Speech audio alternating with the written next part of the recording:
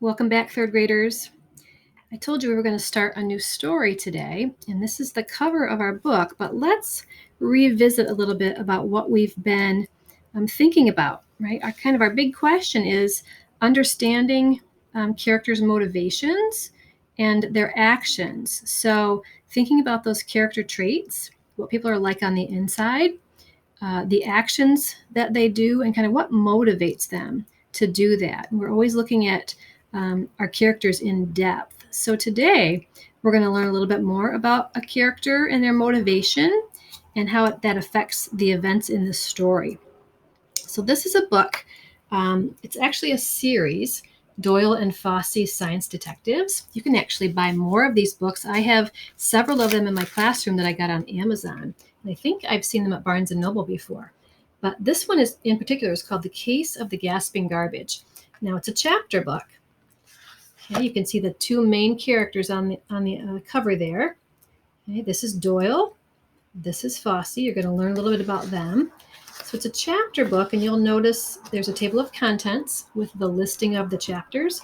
You will also have access to this book on your Realize Reader app, so you can go ahead and read the story. Once we know everything works well, then you'll be assigned some books to read in there.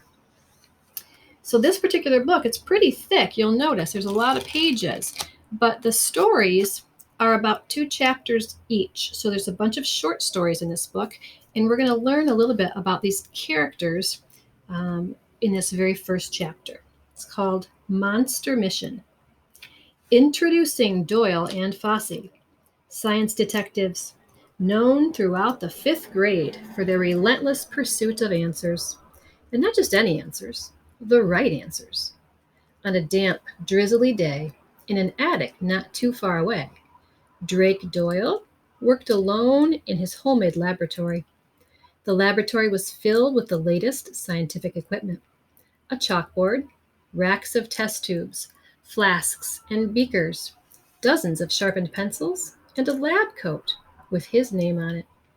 We saw that on the cover. Drake's hair was quite wild. Some would say it stuck straight up, and the color of toast. Cinnamon toast, that is. Let's look and see. There he is. And perched on the end of his nose was a pair of round glasses, making him look very scientific indeed. Which, of course, he was. There he is. On this damp, drizzly day, an experiment was underway. A very important experiment. The solution in the test tube fizzed and popped. That word solution, I know we've talked about problems and solutions, but in science, a solution is a mixture of something. Okay, there was a picture of the test tube that he was working on, so he's got a solution inside of there.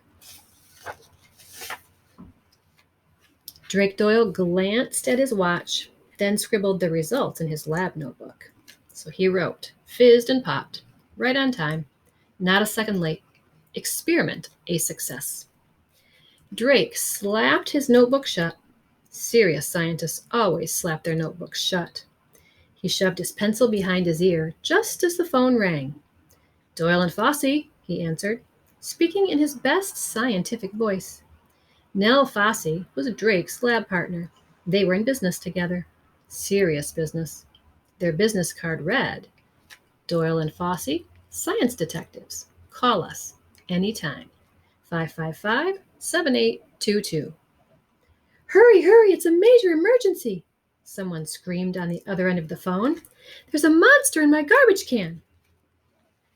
Drake pushed up his glasses with his finger. Obviously, this was an important phone call. Very important. And important calls were more important than important experiments. He set his test tubes aside. Who is this? He asked. Gabby Talberg, she shrieked. Hurry, hurry! Oh, hi, Gabby.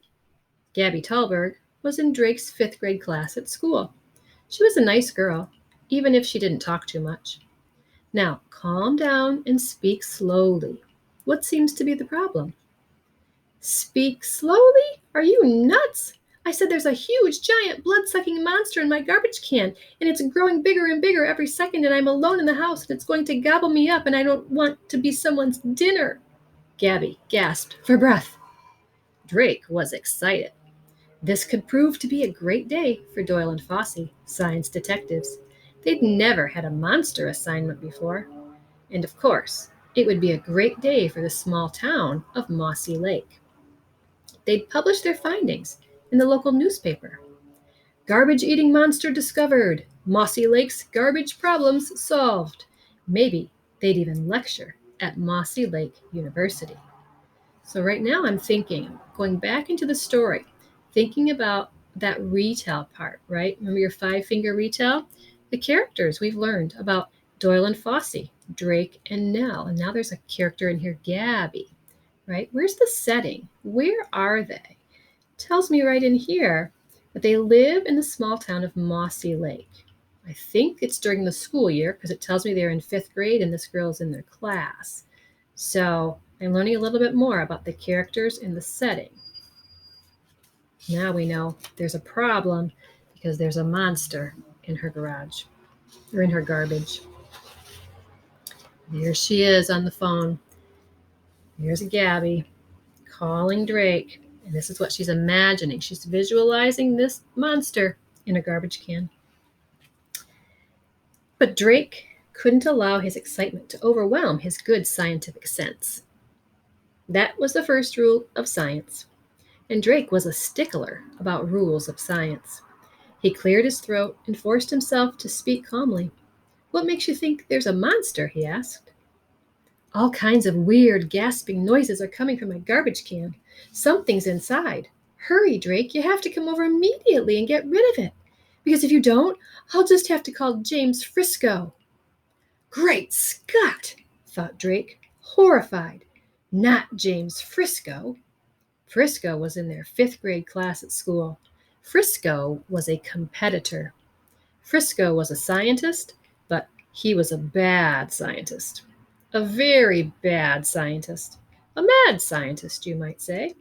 Frisco's business card read, Frisco, bad, mad scientist. Better than Doyle and Fossey. Call me day or night. 555-6190. Why was Frisco such a bad, mad scientist? Because if Frisco didn't like a number, he erased it. Because if an experiment asked for pink, Frisco used blue. Because if an experiment called for 2, Frisco used 1 or 3. But most specifically, or most especially, because if an experiment said adult supervision required or else, Frisco did it anyway, alone. Drake knew that if Gabby hired Frisco, there was no telling what could happen. Knowing Frisco's sloppy scientific techniques, Frisco might let the monster out of the can, and he and Gabby would never be seen again, gobbled in the blink of an eye. Drake, said Gabby. Drake, are you there? I said you have to come over immediately and get rid of it, or else I'll call Frisco. Check. I'll be right there. Click. Drake phoned Nell. She was the most fabulous partner an amateur scientist and detective genius could have. Whenever they had a serious case, Nell dropped everything and reported for duty. Doyle and Fossey, she answered, picking up the phone on its first ring. Drake here. Meet me at Gabby's house right away. Gabby's garbage is gasping. Right. Click. Nell was already waiting on Gabby's porch by the time Drake arrived. He wasn't surprised, as she was the fastest runner in the 5th grade. With her coffee-colored hair pulled back in a no-nonsense ponytail, her scientist cap shoved atop her head, and her mouth set in a firm line, she looked ready to take on this most difficult case. Let's check out Nell. So we know there's Drake. Here's a picture of Nell. There's that no-nonsense ponytail. She's got a pencil sticking out there behind her ear. She's got her tool, her magnifying glass. She looks like a serious scientist. Afternoon, Scientist Nell. Afternoon, Detective Drake. And so saying, Nell rapped sharply on the door. Inside Gabby's house, Gabby pointed to a dark corner of the garage. There, she whispered. There's the blood-sucking monster. Inside that garbage can. Hurry up and get rid of it before it eats us all. Suddenly, the garbage can gasped. It trembled. It burped and yerked. It belched and yelched. All in all, it was very scary indeed. Drake and Nell immediately went to work. They pulled on surgical gloves. Snap. Gabby edged toward the door. You're not going to take off the lid, are you? If there's a monster inside, Drake replied, removing the lid would be most foolish. Now stand back. We'll take it from here. They tapped the sides of the can. Sounds hollow, whispered Nell. She scribbled in her lab notebook and tapped again. Drake sniffed the air. Smells like fresh-baked bread, he observed. That reminds me. Miss Tallberg, isn't your dad a baker? The best baker there is, answered Gabby. He won the blue ribbon last year at the county fair. Why? Just wondering. Drake muttered as he recorded his findings in his lab notebook. Meanwhile, Nell peered at the garbage can with her magnifying glass. She checked its temperature.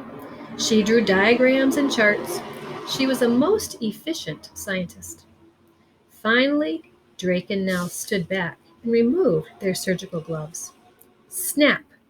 Well, asked Gabby. Puzzling, said Drake. Fascinating, said Nell. Drake pushed up his glasses. Tell me, Miss Tallberg, does your garbage always sit here next to the furnace? Gabby shook her head. My dad moved it a few days ago. Why? It's very warm next to the furnace, that's all, said Drake. 87 degrees to be precise, said Nell. Curious, very curious, mumbled Drake. He jotted a note to himself in his notebook. What are you going to do now? Asked Gabby. Nell and I will take the garbage can back to the lab for further analysis. Expect our report within 24 hours. We're going to stop the story there today, but I'm wondering, what are you thinking about Nell and Drake? You've learned a little bit more about them as characters, right? So I wonder, what motivates them to do their job? What do you think about that? Let's take a look at this chart. We were in a classroom. We'd have this chart hanging on the wall. Okay, let's look at Drake. See, what is he like? We're going to talk about his traits, what he's like on the inside, the feelings that he has. What's his motivation for doing what he does? And what does it tell us about him as a character in this story? Remember, we're going to read like 3 or 4 different stories with Nell and Drake in them. Okay? We want to really remember that we have to understand the character, their traits and their feelings and all those things on this chart to help us understand the story and to be able to use some of those strategies. All right, so we've got this chart here, and we're going to stop and think a little bit about what kind of a person Drake is. What have we learned a little bit about him? I'm thinking that this story really shows Drake's dedication to his job, to people. So I'm going to write the word dedicated. You might be thinking of a different trait. Okay, so after he gets a call from Gabby, how do you think he feels? Is he bored? Is he like, oh, great, here's something else I have to do? No, he's super excited. So I'm going to write that word excited right there. Told me that on page 3. He's really determined, isn't he? To use good science to solve mysteries, right? He wants things to be right. He doesn't want Gabby to call Frisco because remember, he's a bad, mad scientist. He doesn't follow the rules. And in science, you really have to follow the rules. So I think he's motivated by showing what good science is. So let's write that down. He wants to get to the bottom of the mystery, and he wants to use his information and his data, right, to solve the mystery, to solve the problem. And he wants to use good science. He needs it to be correct and accurate, or else it's not really right. What do you think these things tell you about Drake? He's dedicated. He got really excited about the job he was going to do, having like a mystery to solve. It's really important to him that he uses good science. So he took lots of notes in his lab notebook. What do you think that tells you about Drake? I'm thinking that he's really determined, right, to use that good science to solve mysteries and to maybe make he and Nell famous, or maybe to get them more jobs, more mysteries to solve, right? So that kind of tells me a little bit about Drake. So I'm going to write that down. Drake is determined. That means he's got his mind set on doing something. So he's determined to use good science, not like Frisco, to solve those mysteries, or at least this one.